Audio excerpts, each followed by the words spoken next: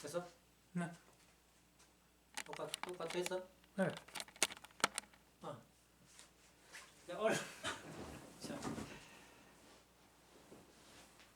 오늘 오늘 하고 싶은 말은 이제 민주주의에 대해서 좀 얘기 좀 하려고 합니다. 뭐 정치학자도 아니고 종교적인 측면에서 민주주의에 대해서 얘기 조금 하려고 합니다. 이제 하나님의 섭리하고 민주주의하고 어떤 관계가 있는지 얘기 좀 하려고 합니다. 그 역사상에 보면은 이제 그 민주주의가 그 예수님 시대에 그 로마 시대에 그 의회 민주주의가 있었어요. 의회 민주주의. 그 당시 의회 민주주의는 이제 국민들이 뽑아가지고 의원이 된 것이 아니고 지역의 유지들, 좀 힘 있는 사람들, 그런 사람들이 의원이 되었다고 알고 있어요.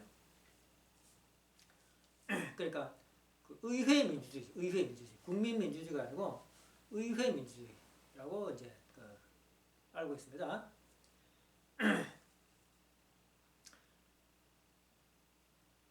이게 이제 우리 그 원리 강론에 보면은 이제 그 동시성 시대라 해가지고 우리 현재 이제 그 민주주의가 나와야 되는 그런 당위성에 대해서 그렇게 설명하고 있어요.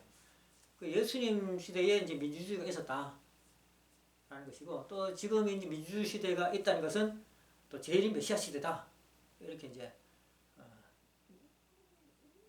얘기를 하는 겁니다. 그리고 로마 시대는 이제 공화 의회 민주주의였어요. 의회 민주주의였는데 그 당시에 그 얘기를 하려는 것이고, 하나님의 섭리에 대해서 민주주의가 원래는 언제 나오려고 했느냐, 하나님이 사람들이 사는 데서 가지고 언제 민주주의를 하려고 했느냐 라는 것을 좀 얘기하고 싶은 겁니다.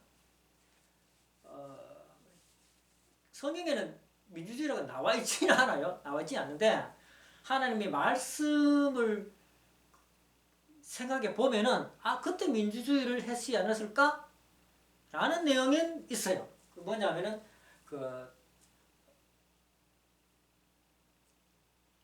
성경에 보면은 사무엘 기가 있습니다. 사무엘 상하권이 있어요. 상하권. 학원이라고 기억되는데 어떤 내용이냐면은 이스라엘 백성이 학원. 왜냐하면은 사무엘이 죽을 때쯤 돼가지고 나타난 데서 이런 이야기가 나옵니다. 그 사무엘 성경을 좀 읽어본 분은 기억할 겁니다만은 이스라엘 백성이 그 사사시대, 사무엘은 사사시대의 끄트머리 선지자입니다.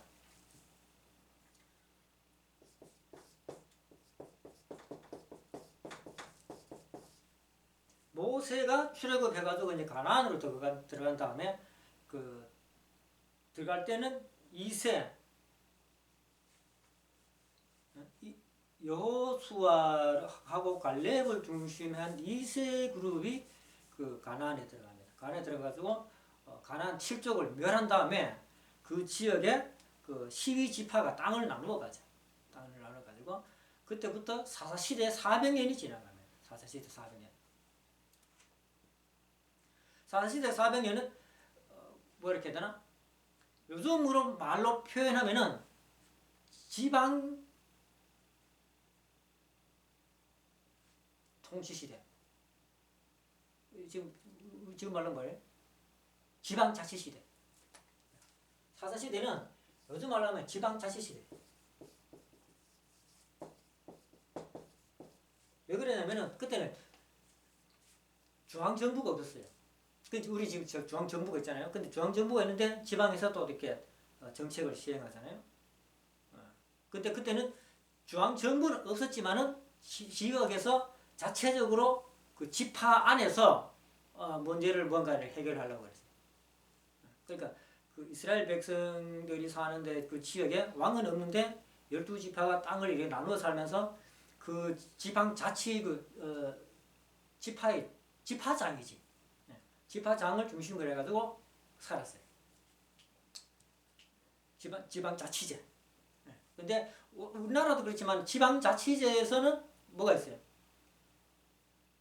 경찰이 있잖아요, 그죠? 근데 군대는 없잖아. 네. 지방자치제에서는 군대가 없어요, 군대가. 그 이스라엘 백성 시대에도 군대를 갖지 않았어요, 이스라엘 백성들. 그래가지고 어떻게 했냐면은 뭐 일이 터지면은 한 명 낙서가지고 이렇게 합시다, 저렇게 합시다 하는 사람이 있어. 그 사람을 누구냐면 사사라 그래, 사사시대. 그래가 사사시대가 사사. 하나님이 그 세운 사람도 있고, 기도원 같은 사람들, 이런 사람들이 우리 사사시대의 대표적인 사람인데, 또 대표적인 사람은 누굽니까? 네, 삼손. 이런 사람들이 그 사사시대에 사사 노릇을 했어요. 근데 사사가 뭘 하는 사람이냐 하면, 구체적으로 하면은, 문제가 있으면 문제를 해결해줘. 그리고 또 죄를 지으면 또 심판도 해야 돼. 뭐 그런 역할을 하는 사람들이 사사였어요. 근데 이 사사시대 끄트머리쯤 와가지고 사무엘이라는 선지자가 이제 있습니다. 그래가지고 사무엘이 사울왕을 세우잖아요. 사울왕 세우는데 사울왕 세울 때의 이야기입니다. 사울왕 세울 때의 이야기. 왜 사울왕을 사무엘이 사울왕을 세웠냐 하면은 이스라엘 백성이 뿔뿔이 떨어져 가지고 지방 자치제처럼 족속들이 12족속으로 나누어 있으니까 힘이 없어. 군대가 없어. 그러니까 처음에는 사사시대 처음 시작했을 때는 하나님의 말씀을 따라가지고 막 여호수아를 따라가지고 막 무찔렀어. 싹 다 죽여버렸어요. 지역 사람들을 싹 다 죽여버려가지고 막 승리하면서 막 기세 등등 했는데 시간이 지나면 지날수록 사람들이 하나님을 잘 안 믿어. 이제 편하게 살게 되니까. 안 믿으니까 어떻게 돼? 이방 족속들이 침범해와. 잘 믿는다는 것은 무슨 말이냐면은 그 사람들이 단기를 잘 했다는 얘기고 하나님을 잘 안 믿는다는 말은 무슨 말이냐면은 저끼리 분열했다는 이야기예요. 자기 욕심 챙겼다는 얘기죠. 그러니까 이방 족속들이 자꾸 침범을 해오는 겁니다. 근데 이방 족속들은 전부 왕이 있었어. 왕국이었어. 왕국이 주변에 막 둘러싸고 있는데 이스라엘 민족만은 왕이 없었다 이 말이야. 그래가지고 맨날 그 옆에 왕국에서 침범을 하는 거예요. 침범을 하면은 자체적으로 군대를 가지고 있지 않기 때문에 이 사람들이 맨날 얻어맞는 거예요. 빼앗기고 약탈당하고 여자들 뺏기고 이러니까 그럴 때면 이제 또 한 방 맞고 나서 이렇게 안 되겠다 싶어가지고 이제 누구 한 명 나서가지고 저놈 좀 무찔러야겠다 하면서 이렇게 막 하나님을 뺑 믿고 이제 나서잖아. 그럼 또 이기고 그랬어요. 그 대표적인 얘기가 이제 기드온 300용사였어요. 그걸 이제 사람들이 많이 써먹는데 어쨌든 그런 얘기였어요. 그래 하도 침범을 당하니까 못 살겠는 거야. 마지막에는. 그래가지고 이 이스라엘 백성들이 그 사무엘에게 제발 우리에게 왕을 좀 달라고 왕을 우리를 대신해가 싸울 수 있는 왕을 좀 세워달라고 이렇게 사무엘한테 얘기를 합니다. 그 사무엘이 하나님한테 기도를 해요. 기도를 하니까 하나님이 하는 말씀이 이 대목이 중요한 거예요. 하나님이 말씀하시기를 저놈들이 나를 멀리하고 왕을 세워가지고 그 왕의 종이 되려고 한다. 라고 말씀하시면서 사무엘한테 그렇게 해줘라 라고 말씀하셨단 말이에요. 그렇게 해줘라. 그래가지고 사무엘이 이제 백성한테 내려가가지고 하는 말이 그래요. 무슨 말을 했냐면은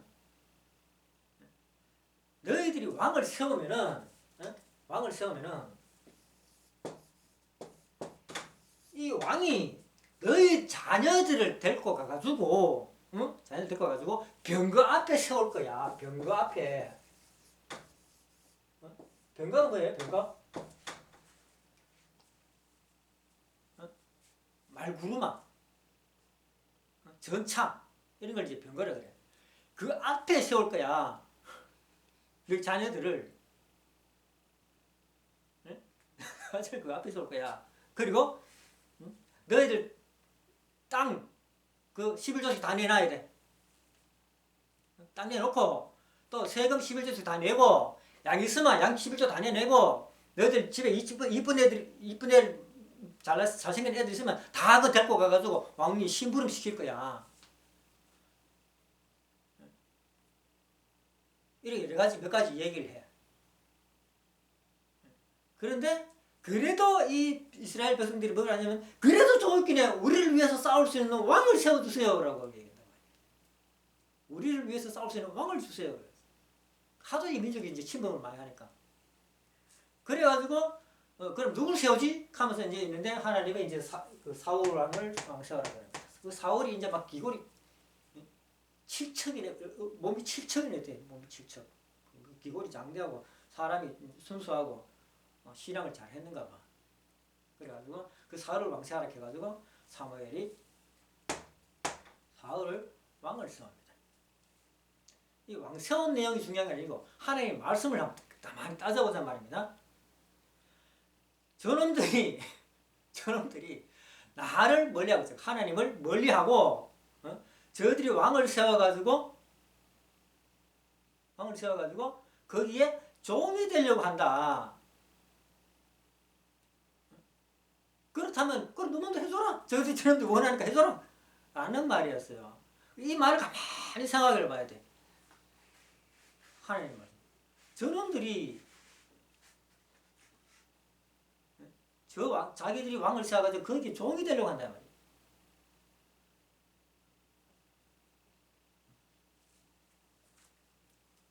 그런데 왕을 세우고 난 다음에 그 이스라엘 백성이 해야 될 일이 무엇이냐면은 자기 자식을 내놔가지고 병거 앞에 세워야 된다는 말이에요. 그 병사로서 전쟁터에 제일 앞에 나가서 싸워야 된다 이 말이야.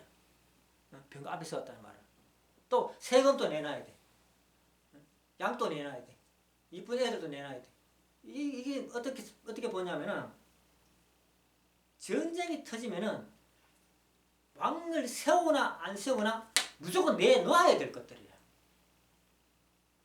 왕을 세우나 안 세우나 무조건 내놔야 될 것이야.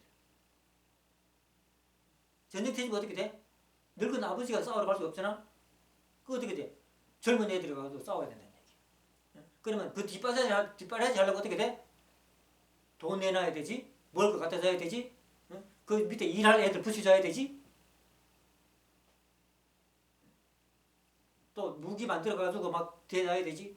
하는 일은 똑같은데 해야 될 일은 전쟁이 터지면 자기들이 할 일은 똑같은데 왕이 있을 뿐이에요.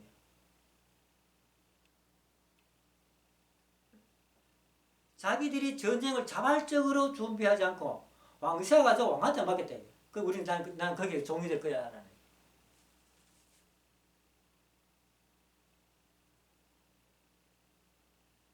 어떤 의미인지 알겠지?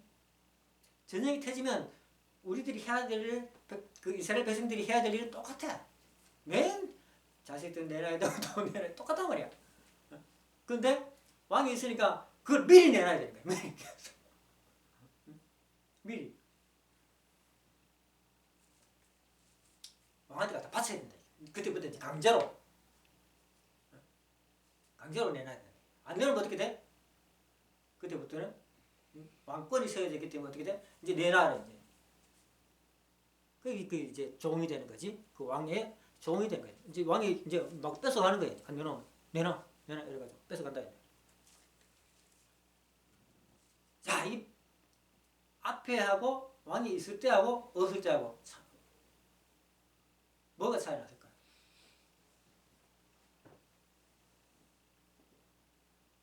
없을 때는 그 전쟁을 내가 스스로 해야 돼. 이스라엘 백성이 스스로가 해야 돼. 해나가야 될 일이. 있을 때는 왕이 해. 그런데 내가 할 일은 똑같아. 다시 말하면 내가 주체적으로 전쟁 준비를 하느냐. 내 땅을 지키고 내 가족을 지키고 내 양을 보호하고 내 재산을 지킬 것이냐. 아니면은 누가 한 명 세워가지고 나는 그 종이 돼가지고 그 사람이 대신 싸우는데 내가 앞에 가서 싸워야 돼. 능동적으로 할 거냐 수동적으로 할 거냐 라는 차이점이지 내가 해야 될 일은 똑같다라는 거야. 그럼 앞에 건 뭐야? 앞에 거는 주인의 입장에서 주체적으로 내가 해야 될 일. 뒤에 왕을 세우고 난 다음에는 나는 종노릇만 하면 돼. 왕이 시키는 대로. 그런데 과거보다는 내가 구속된 상태에서 하지.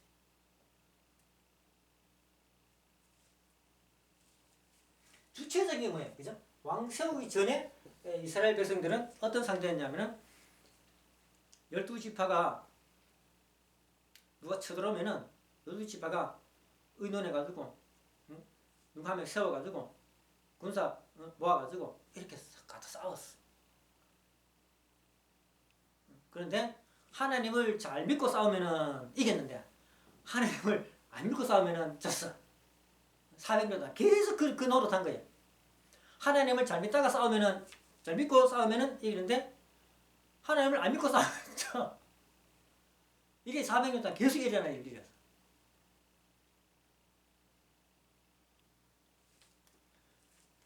이 내용을 가만히 살펴보면은 하나님이 이스라엘 백성들에게 무엇을 어떤 백성이 되길 어떤 사람들이 어떤 국가를 만들어지길 바랐는지 생각할 수 있잖아요. 하나님 말씀 한마디에 저놈들이 나를 멀리하고 자기들이 왕을 시작하고 그 밑에 종이 되려고 한다는 말이에요. 그 말을 뒤집으면 어떻게 돼? 저놈들이 나를 잘 모셔가지고 전부 이스라엘 전부 하나님을 잘 모셔가 자기를 잘 모셔가지고 주체적으로 살아라는 말이 되잖아. 종이 되지 말고 너가 주인 내가 되게 살아라는 말이 되잖아. 말을 뒤집으면. 그죠? 그래가지고 하나님은 이스라엘 백성에게 400년 동안 왕을 안 줬어. 왜? 너희들 스스로 이렇게 하길 바랐단 말이야. 하나님. 모여가지고 의논해가지고 한 명 뽑아가지고 싸우고 그렇게 하길 바랐다는 얘기예요. 근데 이제 그걸 안 하고 미리 한 명 뽑아놔. 그래가지고 전쟁 터지면은 왕이 나가 싸우는 게 아니잖아. 왕이 안 싸우잖아. 왕이 언제 왕이 싸워? 결국은 자기 새끼들 앞서 세가지고 왕은 뒤에서 이래라 저래라 하고 말만 하지 안 한단 말이야. 이래라 저래라 하는 건 누가 못해? 응?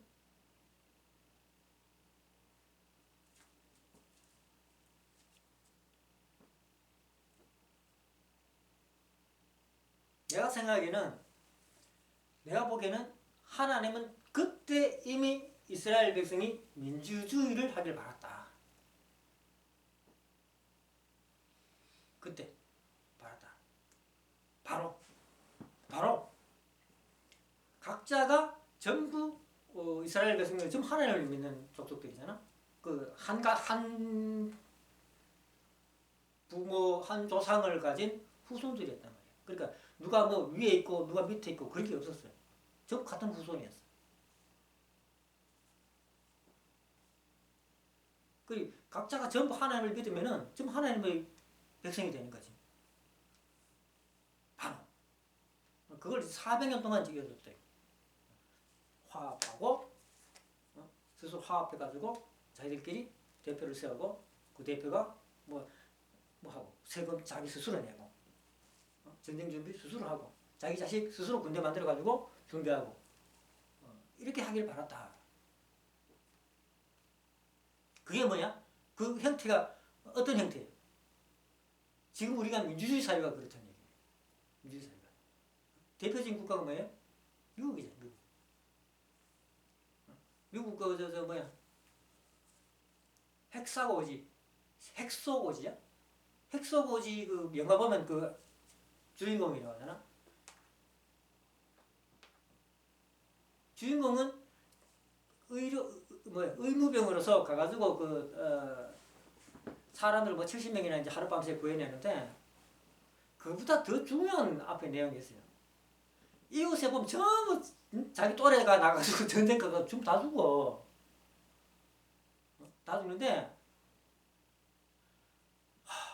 전부 다 전쟁 나가라. 나도 가야겠다. 이런 말을 했더니 나도 가야겠다.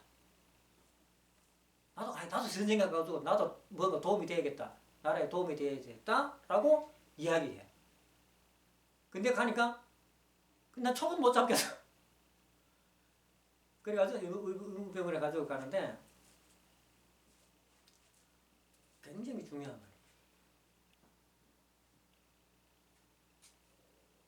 자기 나라를 지키겠다. 헥소고지가 미국 땅덩어리는 아니지만은 하여튼 미국의 영역을 지킵니다. 영역.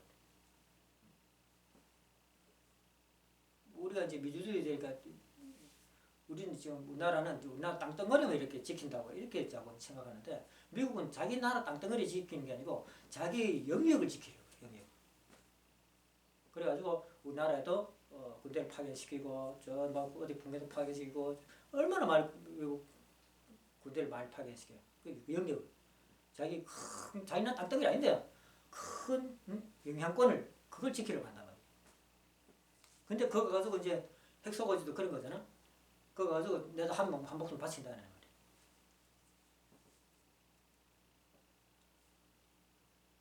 미국은 민주주의를 알고 시작했어. 독재에서 벗어나가지고 자유롭게 신앙을 하고 주체적으로 내가 하나님을 모시고 내가 내 땅을 지키면서 이렇게 살겠다. 라는 것이 미국의 청교도 정신이잖아. 그 교회 만들고 총 갖고 총을 안 가지면 살 수 없는 그런 장소이기도 하지만은 자기들이 지킨다. 민병대를 조직해가지고 지킨다. 민병대가 안 좋은 그런 영향도 있지만은 남북 그것 때문에 남북 전쟁이 일어나버리잖아. 각자가 총을 다 갖고 있으니까 전쟁이 일어났지만은 어쨌든 자기 힘을 지킨다는 그런 민주주의를 미국은 알고 시작했어요.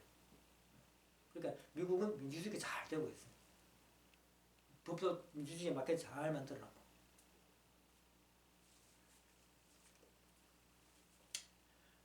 어쨌든 이때 사무엘 시대에 하나님은 민주주의를 하려고 했다. 그런데 이스라엘 백성들이 자기들이 왕을 세워놓고 거기에 종 되려고 했단 말이에요. 스스로가. 그래가지고 하나님이 그 임금 세워주도록 허락하면서 소생장성만성 이렇게 사울, 다윗, 솔로몬 내가가지고 솔로몬 보고 이 아이는 나의 아들이다. 나는 그의 아버지가 될 것이다. 라고 이렇게 하나님이 이제 얘기한단 말이에요. 그리고 하나님의 아들이 첫 번째 아들이 누구라고? 솔로몬. 예수님 말고? 응. 예수님. 솔로몬이 있어. 예수님 나오죠. 응.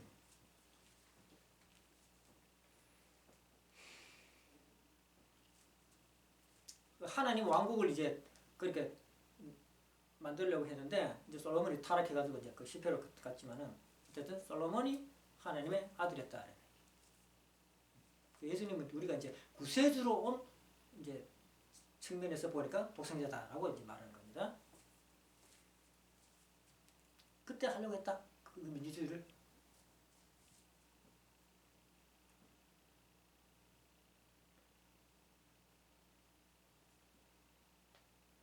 그러면은 우리나라 지금 우리나라 민주주의를 보게 되면은 우리가 지금 민주주의를 하고 있어요. 우리나라에서. 근데 우리나라 사람들이 민주주의를 진짜 알고 있느냐? 민주주의에 대해서 알고 있느냐 그러면은 아무도 모른다는 얘기야.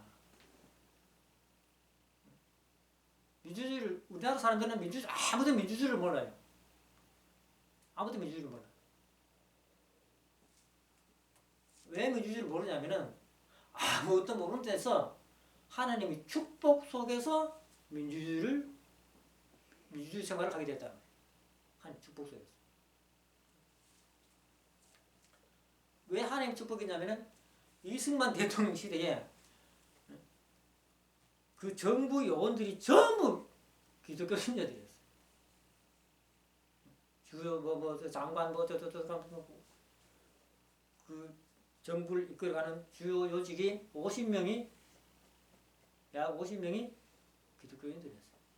그리고 정부를 시작하면서 하나님한테 기도하고 출발한 나라가 우리나라다. 거기서 민주주의가 시작이 됐다는 거예요.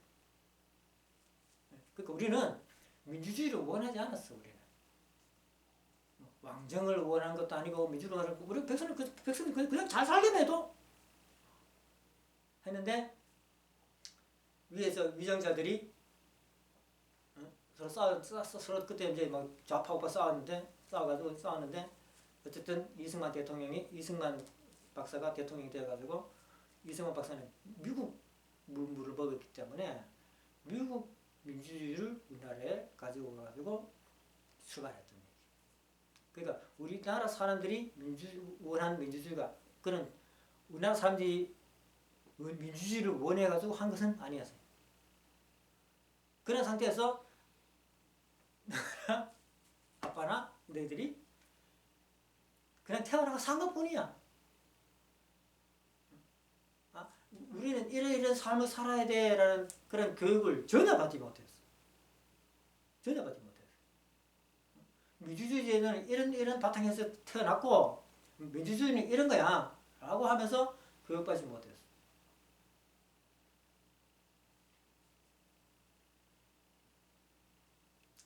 근데 우리는 이제 민주주의를 가리니까 뭐야? 내가 주인이야라고. 내가 주인. 네? 내가 주인이라는 거죠. 말은 그렇게 하지만은 실질적으로 내가 주인 행사를 하는 그런 국민들이 몇 명인지 그죠? 거의 없어.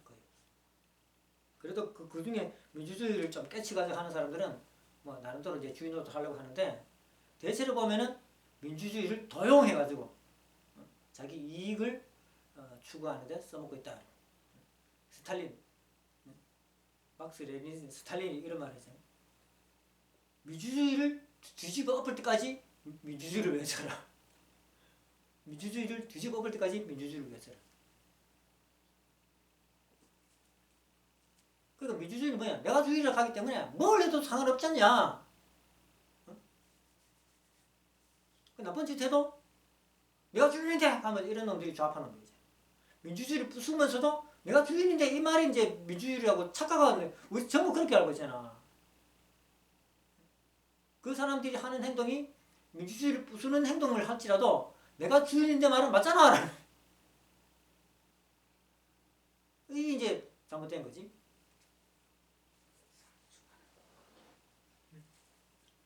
내가 주인인데 하면서 민주주의를 부수고 있는데도 민주주의를 부수는 행동은 그게 민주주의를 부수는 행동인 줄은 모르잖아. 왜? 민주주의를 몰라. 민주주의를 모른다니. 예를 들어 이런 거잖아. 이재명이나 문재인이나 지금 코로나 시대에 막 나라의 자금을 대다 그냥 풀었잖아. 전 국민에게 그냥 20만 원 주고 30만 원 주고 막 우리도 받았지만은 줬잖아. 그게 누구 돈인데? 국민들 세금이란 말이야. 그걸 왜 대통령이 만들었어? 지돈 주듯이. 근데 우리가 고맙게 감사하면 받았잖아. 응? 그래가지고 지금 사람들이 뭔 생각해? 또 안 주나? 이게 무슨 민주주의야? 내 돈 내라는 거, 내 돈 받았는데. 그러니까 나라에 지금 돈이 없단 말이야? 응? 나라에 다른 데 막 뭐야 간접 자본에 쓸 돈이 없다고. 그러니까 지금 경제가 내려앉잖아. 세금으로 막 받쳐줘야 될 부분이 있는데 그런 부분은 못 받쳐줘. 그럼 내려앉는다고. 그럼 나라 사람들은 민주주의 전혀 몰라. 그러면서 민주주의 속에 살고 있는 거야. 그래 자기 욕심만 챙. 내만 잘 살면 돼. 아주 이기적인 욕심을 채우기 쉬운 환경이 민주주의죠. 책임은 내가 받은 흔적도 없고.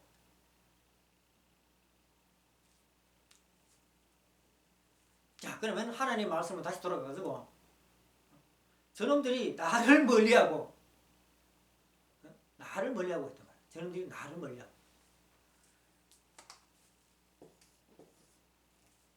민주주의 완성은 어떤 모습이냐? 결론은 이거 민주주의 완성은 어떤 모습이 민주주의 완성된 모습이냐? 우리 3대 축복을 중심으로 보면은 내가 만물을 주관하는 자리에 서야 된다. 내가 만물을 주관하는 자리에 서야 된다. 그 무슨 말이냐면은 내가 만물을 주관하는 자리에 선다는 게 무슨 말이냐면 내가 하나님 아들이 되어야 돼. 그러면 내가 뭐야? 내 마음 전부 그 세상의 주인이잖아. 응? 내가 좀 세상의 주인이란 말이야. 너도 주인이고, 너도 주인이고, 여기 전부 주인이란 말이야. 내가 주인이야. 그럼 내가 세금 내라는 거, 중심을 뽑아놓은 대통령이 막 쓰면은 가만히 떠나주고, 어디 세금 내는 걸 지 맘대로 지돈 두실 수가 있어. 라고 안 하겠어요?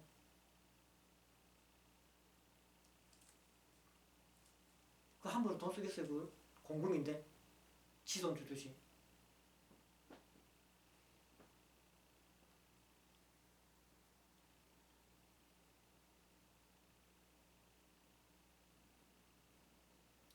이스라엘 백성들 내가 유출을 했지만은 그 말씀을 중심하고 보면은 민주주의 완성은 무슨 말이냐면은 우리가 하나님을 다 믿는 사람이 되어가지고 다 우리가 하나님 아들이 되어가지고 만물의 주인이 되어가지고 그런 상태에서 내가 주인 노릇하는 거야. 참된 주인 노릇. 그게 민주주의야. 전부 아들이야. 참아버지는 부모야. 첫 부모였어. 근데 그 밑에는 어떻게 돼? 그 밑에는 전부 형제잖아.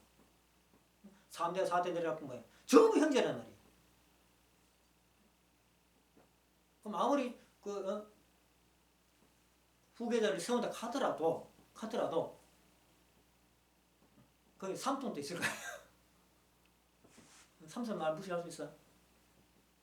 그 큰아빠도 있을 거 아니야. 큰아빠가 무시할 수 있어. 왕이 무시 못하잖아. 그럼 어떻게 되게 돼? 의견을 수렴할 수밖에 없지. 그것도 왕이 또 다 할 수 없잖아. 그럼 어떻게 의견을 수렴해야 돼? 이게 의견 수렴하는 게 뭐야? 의회제도잖아. 의회제도. 의견 수렴하는 의회제도잖아. 근데 우리 백성들이 다 뭐 한마디씩 할 수 없잖아. 그죠? 그러니까 지파별로 대표를 뽑아 올린 거야. 그게 누구야? 족장이잖아. 그죠? 족장. 그 지역의 지파의 대표가 뭐야? 족장이잖아.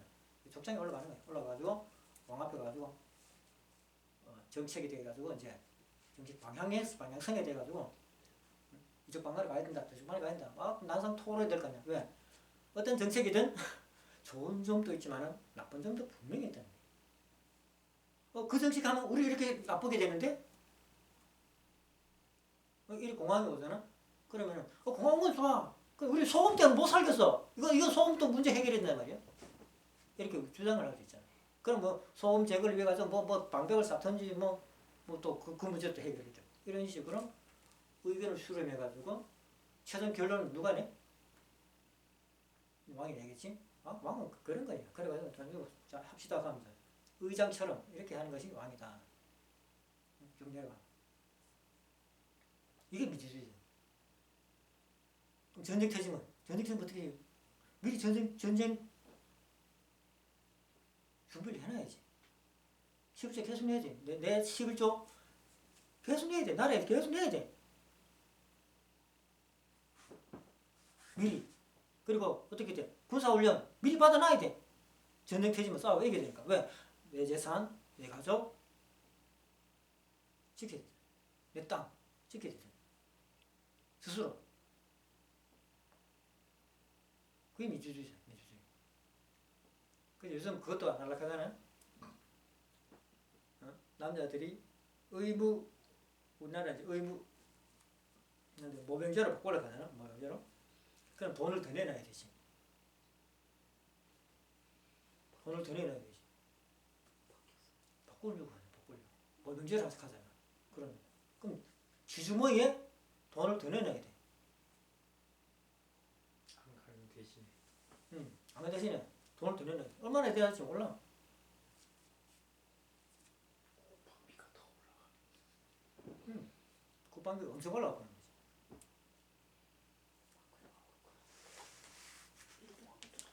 지금 사병들 월급이 120만 원인가 뭐 준다고 하는데 300만 원 주고도 안 할까겠지, 그죠? 그럼 400, 500 줘야 된단 말이야? 그것도 수십만 군대를 최소한 수십만 명을 해야 되고 그 장비는 또 최첨단 장비를 줘야 될 거 아니야. 소총 한 자루 주고 지켜가면 누가 가겠냐? 아무도 안 되니까. 엄청나게 군비가 많이 들어가게 되는 거지. 어쨌든 자기 스스로 지켜야 된다. 우리 민주주의 완성은 어떻게 된다고? 우리 천일국 최후의 모습. 천일국 최후의 모습은 왕권을 중심으로 세워지지만은 민주주의 형태를 띠고 갈 것이다. 전부 형제가 되기 때문에.